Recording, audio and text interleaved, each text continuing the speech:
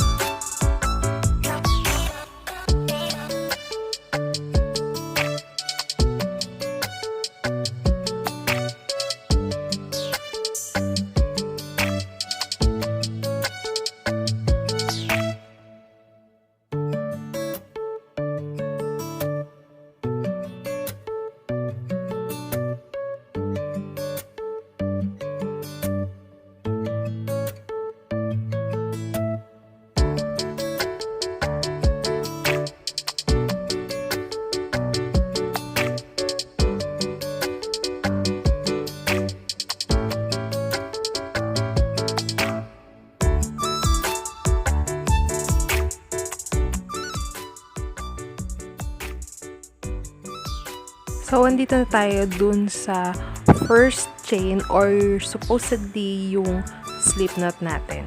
So, dyan gagawa ako ng 4 na half double crochet all in that chain. So, ayan. Papakita ko sa inyo kung paano para medyo maliwanagan kayo.